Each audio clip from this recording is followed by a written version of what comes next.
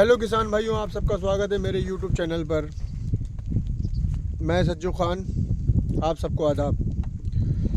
आज किसान भाइयों मैं आपको पंगासियस मछली के बारे में कुछ जानकारी देना चाहूँगा कि वो कैसे पाली जाती है और किस तरीके से पाली जाती है। किसान भाइयों, आप सबका बहुत सारा प्यार मिल रहा है। मैंने अभी कुछ दिन पहले ही इस YouTube चैनल को चालू किया है, स्टार्ट किया है, और आप सब ने मुझे सब्सक्राइब करना स्टार्ट कर दिया है। मुझे उम्मीद है कि मैं आपको ठीक नॉलेज दे रहा हूँ। किसान भाइयों, YouTube पे बहुत सारी वीडियो बनाई जाती हैं, बहुत सारी फ़िश फार्मिंग से संबंधित वीडियो हैं, लेकिन वो जिस तरीके से आपको बताते हैं, मुझे लगता है कि मैंने भी वो वीडियो देखी है। मुझे लगा कि अरे लोग इससे आधी बात समझ पाते होंगे और आधी उनके सिर से उतर जाती होगी, क्योंकि वो बहुत बारीकी, बहुत तरीके से फ़िश फार्मिंग को समझाते हैं। वो तरीका मुझे लगता नहीं कि हम जैसे किसानों को वो समझ में आए, क्योंकि हम इतना पढ़े लिखे तो हैं नहीं। इतनी बारीकी से मछली पालन करेंगे तो भाई इतने झंझट की वजह से तो हम अपनी फिर दूसरी खेती करेंगे, जैसे गेहूं है, धान है, गन्ना है, इस तरीके की फार्मिंग करेंगे। हम फ़िश फार्मिंग नहीं कर पाएंगे। फिर फ़िश फार्मिंग को इस तरीके से मेरे हिसाब से समझाना चाहिए कि लोगों को ठीक से समझ में आए कि हमें फ़िश फार्मिंग किस तरीके से करनी है। इतना ज़्यादा उसको उलझा के अगर बताएंगे तो इंसान को समझ में नहीं आएगा। तो किसान भाइयों, इसको सीधे तरीके से समझने की कोशिश करें। मैं आपको आज पंगासियस मछली के बारे में कुछ बताता हूं। अगर कुछ रह जाएगा तो नेक्स्ट वीडियो में उसको बता दूंगा। सबसे पहले मैं आपको पंगासियस मछली के बारे में बताता हूं कि आप पंगासियस मछली छोटे तालाब में भी स्टार्ट कर सकते हैं, बड़े तालाब में भी स्टार्ट कर सकते हैं। पंगासियस मछली एक ऐसी मछली है जिसको हाई डेंसिटी में पाला जा सकता है। उसको हम आधा एकड़ के पौंड में भी पाल सकते हैं और 1 एकड़ 2 एकड़ के पौंड में भी पाल सकते हैं। उसका कल्चर हमें करने में कोई दिक्कत नहीं होती है, लेकिन उसकी भी एक डेंसिटी सीमा होती है। आप छोटा सीड ज़्यादा भी डाल सकते हैं, लेकिन जब आप उसको हार्वेस्ट साइज़ पे करना है, बड़ा करना है, 1 किलो साइज़ करना है, तो उसके लिए हमें उसको तालाब बदलना होता है।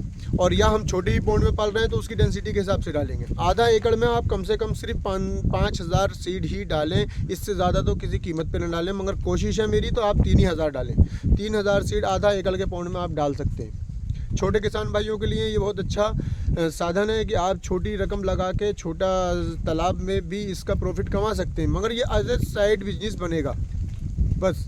लेकिन आप बड़े कल्चर के करेंगे, करीबन 2 एकड़ के पौंड के हिसाब से करेंगे, तो आप इसमें एक अच्छा प्रॉफिट बुक कर सकते हैं। जैसे कि आप 1 एकड़ के पौंड में लगभग 10 से 15,000 सीड डाल सकते हैं। अगर आप 10,000 सीड डालते हैं, 100 लाइन का बच्चा आपको लेना है। 100 लाइन का जो सीड है वो 1 किलो पे 100 पीस चढ़ेंगे। और उसके बाद हमें वो सीड अच्छे इंसान से ख़रीदना है, अच्छे सप्लायर से ख़रीदना है, अच्छा बच्चा देख के ख़ुद ख़रीदना है।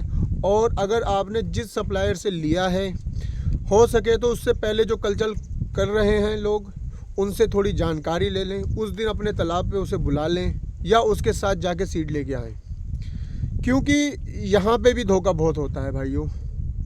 हमें बच्चा ठीक नहीं मिलता है। कई बार लोग बच्चा ले आते हैं, खुद जाके गाड़ी ली, उन्होंने तरपाल लगाया और बच्चा लेने चले गए और बच्चा अच्छा नहीं मिला, उससे भी नुकसान हो जाता है।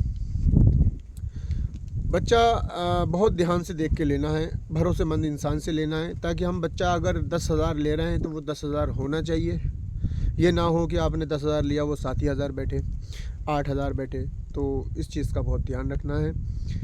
पंगासियस का पिछले साल जो 100 लैंड का बच्चा था वो लगभग 6 से 7 रुपये, 5.5 रुपये इस तरीके से मिल रहा था। आप इस साल का रेट तो अब नए तरीके से फिर खुलेगा तो फिर पता चलेगा कि उसका क्या रेट है। तो पंगासियस मछली आप 10,000, मेरी राय है कि आप 10,000 एक साल में 1 एकड़ के पौंड में 10,000 बच्चा पालें। वो 10,000 बच्चा आप जब उसमें डालेंगे तो आपको करीबन 6 रुपये के हिसाब से भी अगर मिलता है तो वो 6 लाख का हो जाता है। ये एक मीडियम क्लास फार्मर के लिए एक अच्छा तरीका है कि पालने का। अगर आपके कने कुछ बजट ज़्यादा भी नहीं है और कम भी नहीं है, इस हिसाब से मैं आपको बता रहा हूँ।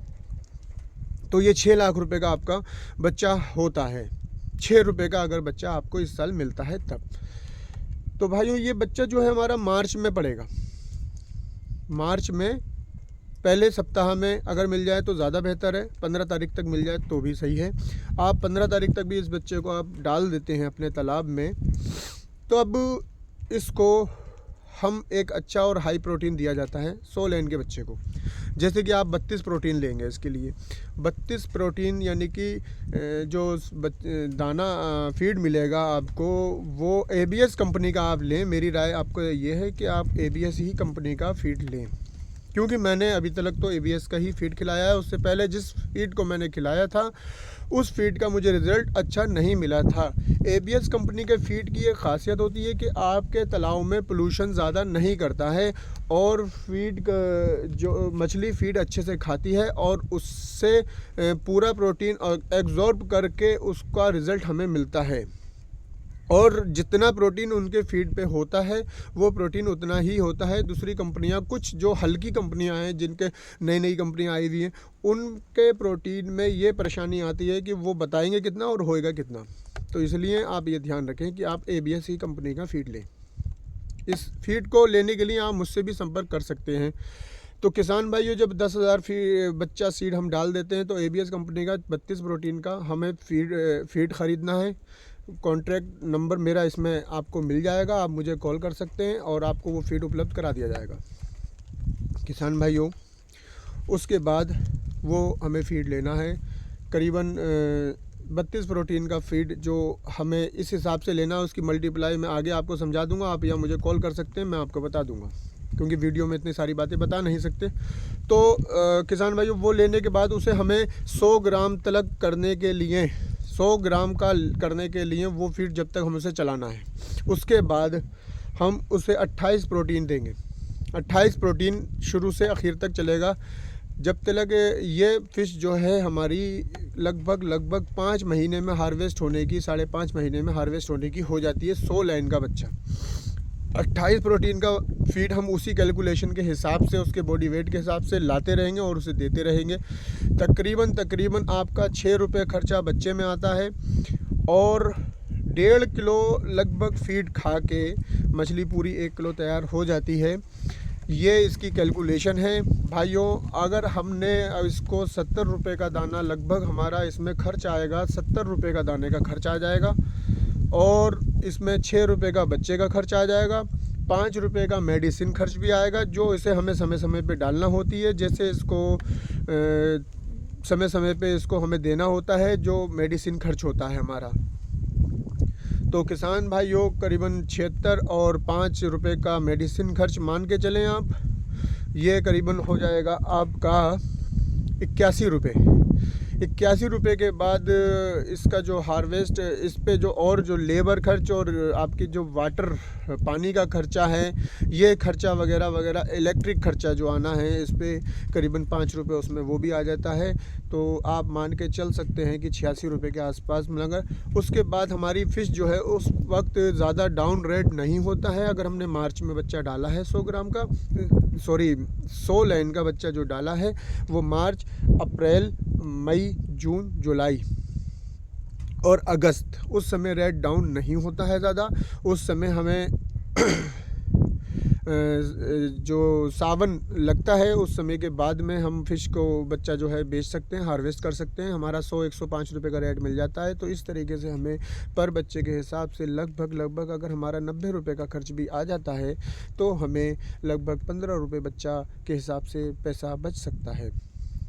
भाइयों, अगर आपके जो भी समझ में नहीं आया हो, आप कमेंट में बोल सकते हैं। आप कमेंट में बता सकते हैं कि मुझे ये बात नहीं समझ में आई, और मेरी वीडियो को आप सब्सक्राइब करें, मेरी वीडियो को लाइक करें और कमेंट्स में अपने सुझाव ज़रूर भेजें। मैं आगे पंगास के 100 ग्राम के लाइन के बच्चे की वीडियो आपको अपडेट कर दूंगा। आपसे गुजारिश है कि आप मेरी वीडियो को लाइक एंड सब्सक्राइब ज़रूर करें। Thank you very much.